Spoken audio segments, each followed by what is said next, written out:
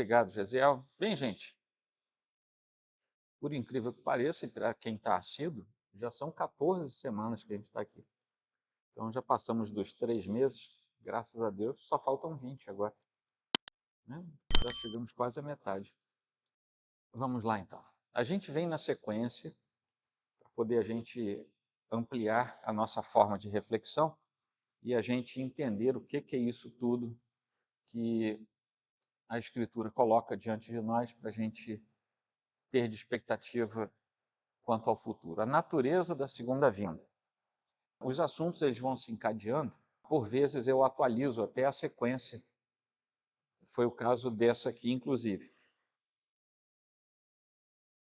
Porque na hora da gente começar a se preparar, a gente percebe que tem uma continuidade do assunto anterior, ou nos ajuda a completar aquilo que a gente viu antes. Mas vamos lá, gente. A natureza da segunda vinda. Bom, a gente já sabe que Jesus vai voltar. Ele vem buscar a igreja, aquilo que a gente chama de segunda vinda. Popularmente, a gente usa um termo intercambiável para isso, que é o arrebatamento, que não é a segunda vinda, mas na segunda vinda o Senhor busca a igreja. Por isso, algumas pessoas, e até em literatura muitas vezes a gente vê isso, usando o termo arrebatamento como sinônimo de segunda vinda. São duas coisas diferentes, mas a gente, no contexto, às vezes entende o que é que as pessoas querem dizer. Por que é importante a gente ter uma noção clara a respeito da segunda vinda e de como ela se processa? Se lembra que na vez passada a gente falou sobre a expectativa da segunda vinda? Vocês lembram disso? A gente vem falando disso e o auge da ideia é que a gente deve manter firme a esperança, o que a gente chamou de expectativa. Então, quando a gente tem uma noção clara de como será a segunda vinda, nós também ganhamos de forma mais clara a possibilidade de termos um anseio renovado, uma esperança renovada, uma expectativa renovada, a partir daquilo que realmente a Escritura nos propõe. Porque nós podemos ter falsas expectativas, não quer dizer que as pessoas sejam mais, mas simplesmente aprenderam de forma tangencial a Escritura, e isso vai gerar nelas uma falsa expectativa. Tá? Por exemplo, uma das formas de pensar a respeito do futuro escatológico sobre perder a salvação no momento da volta do Senhor. Então essas pessoas, elas vão ter uma falsa expectativa de que se isso acontecer, ela ainda tem um jeito de ser salva mesmo sem Cristo e sem a presença do Espírito Santo na terra. Tá? Isso é uma falsa expectativa. O que é que a palavra fala a respeito disso? Isso sim nos anima e nos ajuda a termos uma verdadeira expectativa. A gente precisa entender o que a Escritura diz realmente, diz de fato a respeito da forma, do modelo bíblico, portanto, sobre a segunda vinda, de tal maneira que isso deve nos levar a ter alteração na nossa própria vida. Isso a gente já falou antes. A depender de como nós enxergamos a segunda vinda a partir da Escritura, nós vamos ter um modo de vida diferenciado, porque a nossa expectativa a, vai ser afunilada com o tema bíblico para isso. Isso diz respeito a nossas relações com os santos, que são os salvos, e a nossa real expectativa de que ela ocorra o mais breve possível. Sim, nós não só temos a expectativa quanto à segunda vinda, como também temos a expectativa quanto ao quando será a segunda vinda. A gente não sabe, não tem como marcar, a Escritura não permite, mas nós podemos ansiar para que ela seja abreviada. E isso a Escritura nos permite. A segunda vinda, a primeira coisa é que nós vamos ver na Escritura que ela vai acontecer como um evento único. Não existe, pela exegese clara da Escritura, a possibilidade de termos dois eventos divididos marcando a segunda vinda do Senhor. Uma das correntes diz que a segunda vinda do Senhor vai ter uma primeira fase e uma segunda fase. Nós não conseguimos enxergar isso na Escritura. Nós vemos como um grande evento de consumação da história natural da história humana em conjunção com a história da redenção.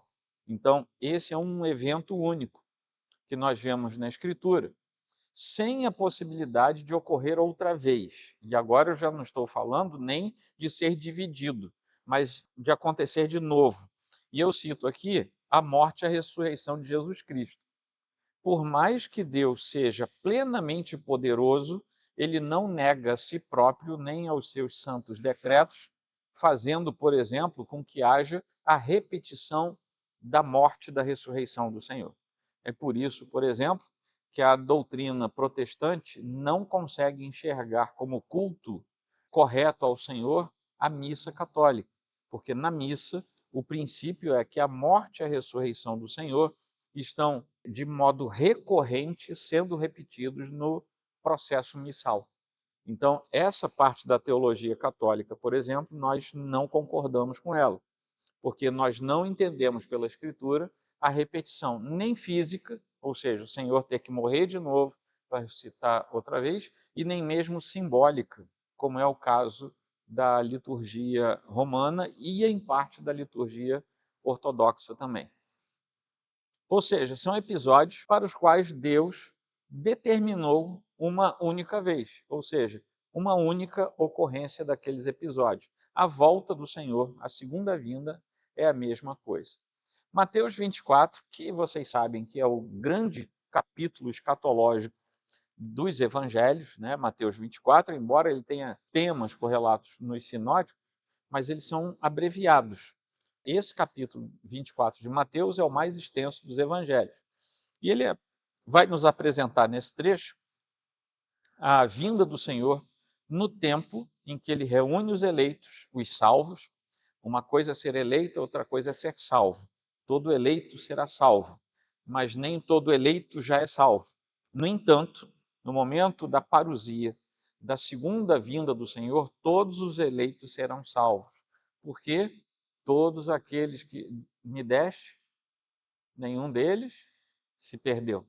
A oração do Senhor tem validade porque foi o Senhor quem orou, e aquilo ali é também uma expressão profética. No final dos tempos, todos aqueles que o Senhor designou para a salvação terão sido salvos. Tá bom? Isso vai ocorrer logo após a grande tribulação. O que quer dizer que se você for um dos arrebatados na segunda vinda do Senhor, você vai passar por coisa mais difícil. Isso é algo individual? Não necessariamente. O texto bíblico ele pode estar se referindo, por exemplo, à igreja como um todo. Nós sabemos hoje que parte da igreja sofre infinitamente mais do que nós. Parte da igreja visível se encaixa na igreja invisível, na igreja do Senhor, na igreja santa, una, católica e apostólica, como a gente tem nas expressões credais.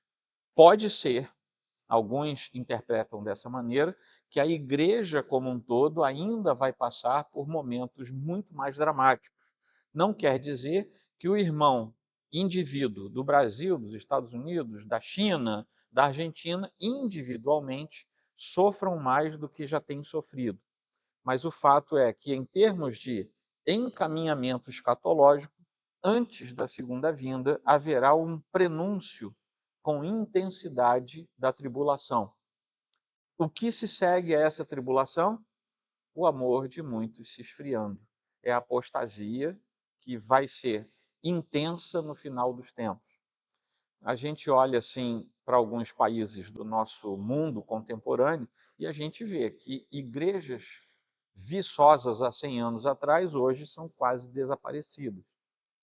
A gente olha para o século XIX e vê os grandes expoentes hereges acontecendo dentro da estrutura da igreja, particularmente da igreja protestante.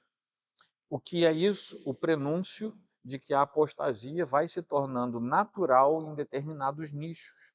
Só que o texto bíblico nos mostra que a tribulação será ampliada e a apostasia também será ampliada.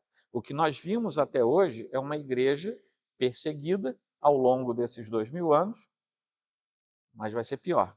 E uma igreja sofrendo com apostasia ao longo desses 2000 anos, mas vai ser pior.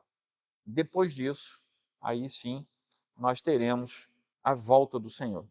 Mesmo com esses indícios, a gente não tem como saber quando será. Os dispensacionalistas pensam diferente disso. Há três correntes dispensacionalistas. Uma que crê que a igreja sai antes da tribulação, pré-tribulacionistas. Outros durante, bem no meio da tribulação, como eles interpretam a tribulação. São os mesotribulacionistas. Ou após, que é uma minoria hoje entre os dispensacionalistas, que são os pós-tribulacionistas. Nós somos pós-tribulacionistas na maioria dos pensadores reformados. A aula de hoje eu usei 3 obras do Berkhoff e uma do Holckmann, tá? Então, basicamente, são esses 2 autores. Ele concorda, Holckmann vai concordar com Berkhoff nesse princípio todo, e ele acrescenta que quando Cristo voltar, vai haver uma ressurreição geral, tanto de crentes quanto de incrédulos. Por quê? Porque ele, como bom reformado, ambos aqui, vão entender que é um evento único. Não há separação. Agora vai só a igreja, depois vão só os impenitentes. Tá? Não existe uma forma interpretativa em que nós usemos a Bíblia para explicar a Bíblia, em que isso seja viável. E ele prossegue, o Holckmann prossegue dizendo: após a ressurreição, os crentes que ainda estiverem vivos deverão ser transformados e glorificados. Por que eu botei isso aqui? Ué, pastor, mas isso eu já sei.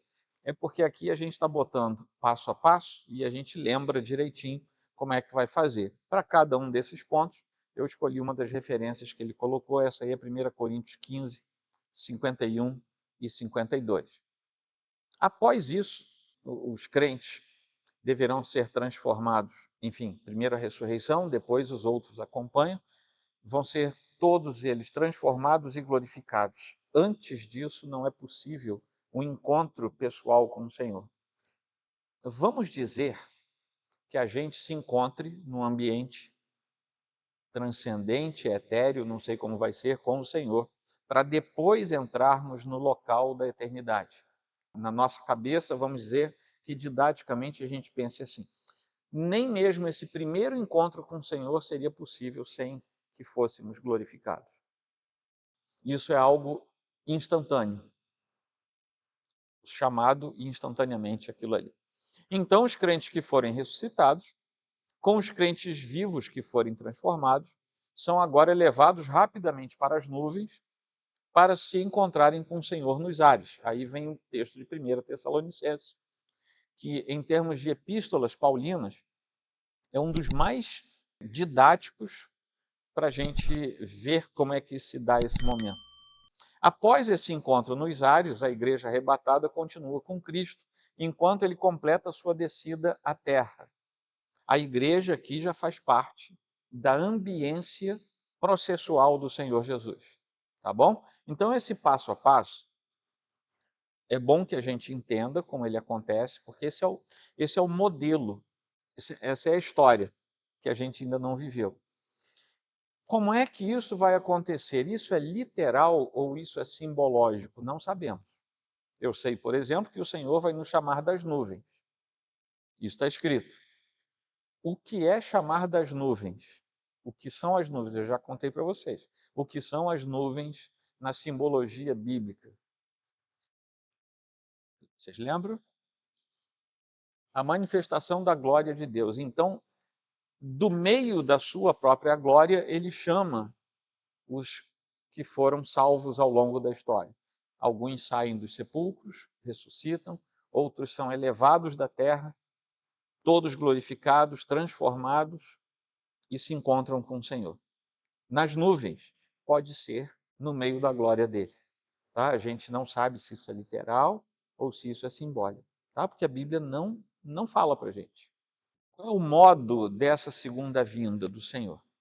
Nós sabemos, a partir do texto bíblico, que Cristo voltará pessoalmente. Ele não vai mandar ninguém, nenhum ser buscar a igreja. Ele volta pessoalmente, sendo que ele já veio espiritualmente no dia de Pentecostes. O Senhor veio através da ação do Espírito Santo no dia de Pentecostes. Ou seja, ele enviou o seu substituto mas ele, sendo Deus, ele estava espiritualmente entre nós. Em breve ele voltará fisicamente, assim como fisicamente ele esteve encarnado, só que agora numa outra conformação da sua pessoalidade. Ele voltando, ele vai ser visto por todos. Todo olho o verá. A Bíblia nos aponta que vários sinais vão preceder esse momento, mas a vinda dele vai ocorrer de um modo inesperado e vai surpreender muita gente. Para cada um desses pontos, eu coloco ali algumas referências. Mateus 24 é campeão aí nesse texto de hoje, porque aparece várias vezes. Mas o fato é que o Senhor usa várias vezes a ideia de vir como ladrão, vir de modo inesperado, vir sem, ó, fica esperto, tá? A gente não sabe, vocês não sabem nem a hora nem o tempo. Enfim, tudo isso nos mostra que a volta do Senhor vai acontecer de modo inesperado, de modo a que vai pegar gente desprevenida. Quem é que ele vai pegar desprevenido? O salvo? Não, o salvo não, porque o salvo é salvo. Quem é que vai pegar desprevenido? Aquele que sistematicamente, por exemplo, ouve a mensagem do Evangelho e a recusa. Esse não percebe a vinda do Senhor enquanto ele tem tempo de se converter. Não vou entrar aqui na história soteriológica, tá? Isso é um outro capítulo de uma outra parte da doutrina. Mas o fato é que, embora não escolhido, aquele que é impenitente, ele tem a responsabilidade pela rejeição da palavra de Deus. Será uma vinda triunfante e gloriosa, com as nuvens do céu como carruagem, é quase que uma expressão poética que eu tiro lá de Mateus 24:30, lá não fala isso, mas fala de ele vir tonalizado sobre as nuvens, com os anjos como uma espécie de escolta real, 2 Tessalonicenses 1:7, os arcanjos como seus arautos são aqueles que vão anunciar tudo isso. Na verdade, se a gente pegar esses textos que eu peguei aqui para vocês, nós temos um quadro sendo pintado. Só falta botar a moldura, porque existem descrições bastante plásticas daquilo que vai acontecer nesse futuro. Todos os salvos reunidos nesse seu cortejo que está totalmente envolto em glória. Então, nesse momento, né, o Senhor, ele não surge mais como aquele que, por exemplo, uma vez foi humilhado. Ele agora é o rei exaltado que volta para buscar os santos e o faz envolto em toda a sua glória e em todo o seu poder. Quais são as características desse momento? É que vai ser uma vinda pessoal. O próprio Cristo vai voltar em sua própria pessoa. Fui até pleonástico aqui para a gente ver que é ele próprio. Ele não referencia mais ninguém. É ele próprio quem vem buscar os seus súditos e completar todo esse processo. Na segunda vinda do Senhor, todo o processo redentivo estará sendo consumado. Tá? É naquele momento ali que a chave é virada, o disjuntor é ligado e acabou tudo. Isso é claramente ensinado, por exemplo, em Atos 1:11, que registra as palavras dos dois homens que falaram aos discípulos, aqueles dois homens vestidos de branco, né, que aparecem lá no texto, aos discípulos na hora da ascensão de Cristo. O que diz lá? Homens da Galileia, por que vocês estão olhando para as alturas?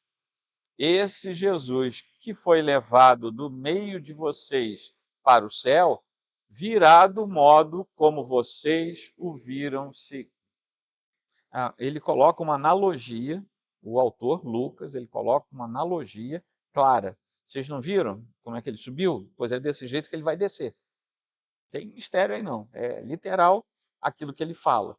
O que nós não sabemos é até que ponto essa expressão será totalmente literal, ou quais são os momentos dessas descrições que são pertencentes a uma área da transcendência.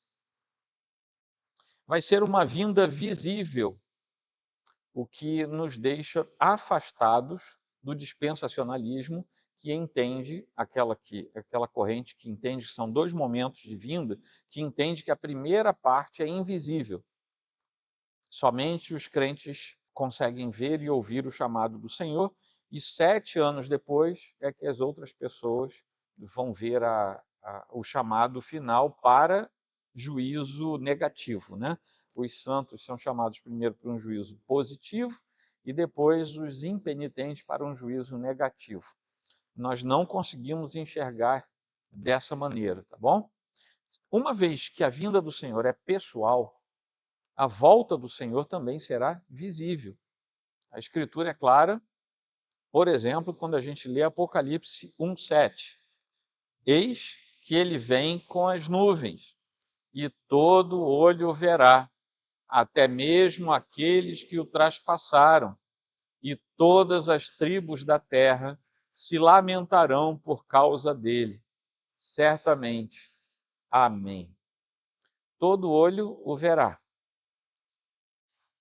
Até aqueles que se levantaram contra o Senhor. E aqui não está falando só dos soldados que espetaram fisicamente o Senhor. Está falando de todos aqueles que vilipendiaram o Senhor. Vocês lembram das palavras de Paulo a respeito da ceia? Olha, quem fizer isso de forma indevida vai se tornar réu do juízo do Senhor.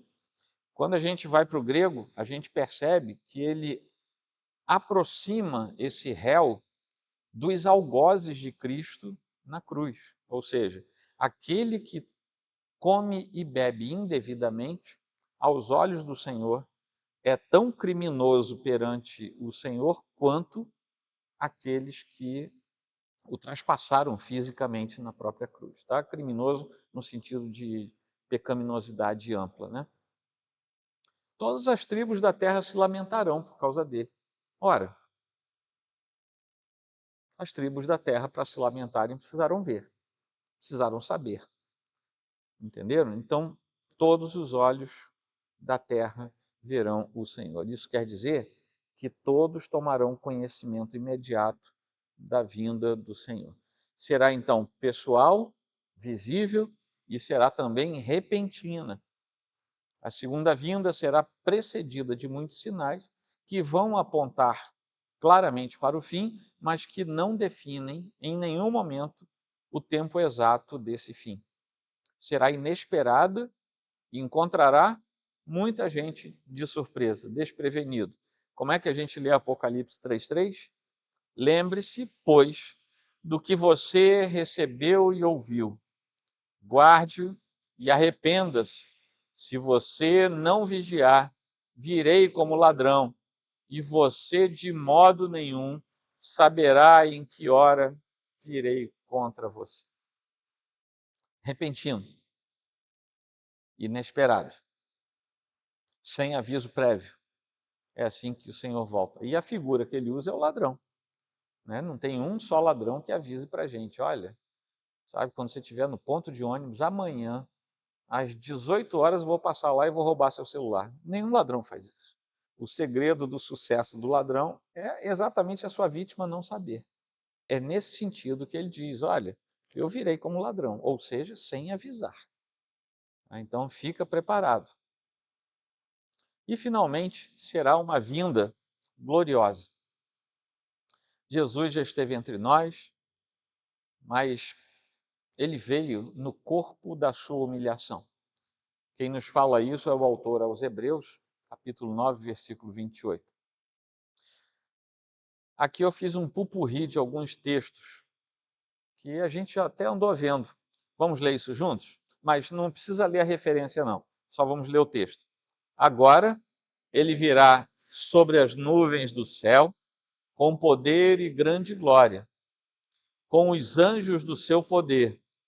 Ele descerá dos céus, após ser ouvida a voz do arcanjo e ressoada a trombeta de Deus, e será glorificado nos seus santos e admirado em todos os que creram.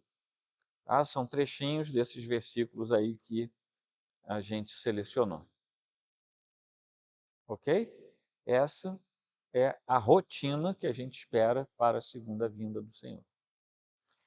Mesmo com variações nas doutrinas, a gente sabe que algumas coisas são comuns. Por exemplo, o Senhor vai voltar outra vez? Todas as doutrinas, por divergentes que sejam, entendem que o Senhor vai voltar. Como ele vai voltar é que as doutrinas divergem. O Senhor vai levar os santos para a glória e vai julgar com perdição os impenitentes. Todas as doutrinas escatológicas concordam com isso. O que elas divergem é sobre a maneira como isso vai acontecer. Os santos viverão pela eternidade com o Senhor? Todas as doutrinas escatológicas confirmam isso. Algumas acham que vai ter uma espécie de hiato entre a volta e a eternidade, que eles chamam de milênio. As outras doutrinas, a maioria não concorda com isso. Mas vai haver uma vida eterna com o Senhor. Então, algumas coisas aparecem em todas as doutrinas, que a gente tem que ver como é que a Bíblia nos explica que essas coisas vão acontecer. A nossa percepção e a forma como a gente gera no coração expectativa pela segunda vinda tem a ver com a forma pela qual a gente consegue olhar para a Escritura e entender aquilo que ela nos dá como verdade expressa da revelação do Senhor. A que conclusão nós chegamos? A natureza e o resultado da segunda vinda, do nosso Senhor é o que nós lemos lá em Apocalipse 19, de 11 a 16, que a gente vai ler junto esse trecho. Vai ser o grande finale de hoje, vai ser esse texto aí, que nos mostra que o Senhor, ele vai voltar como rei, um rei absoluto sobre todos os reis e Senhor dos senhores. Ele virá como vencedor, ele virá como aquele que triunfou, ele virá como aquele que abateu todas as forças malignas ao longo da história e que, num dado momento, ele encerrou esse processo. Isso aí acontece na segunda vinda do Senhor. Vamos ler juntos. É aquele trecho de Apocalipse 19, de 11 a 16. Vi o céu aberto e eis um cavalo branco. O seu cavaleiro se chama Fiel e Verdadeiro e julga e combate com justiça. Os seus olhos são como chama de fogo. Na cabeça dele há muitos diademas. Tem um nome escrito que ninguém conhece, a não ser ele mesmo. Está vestido com um manto encharcado de sangue, e o seu nome é Verbo de Deus. Os exércitos do céu o seguiam, montados em cavalos brancos e vestidos de linho finíssimo, branco e puro. Da sua boca saiu uma espada afiada, para com ela ferir as nações. Ele mesmo as regerá com cetro de ferro, e ele mesmo é o que pisa o lagar do vinho, do furor da ira do Deus Todo-Poderoso. No seu manto e na sua coxa está escrito um nome: Rei dos Reis e Senhor dos Senhores. Amém? Perguntas?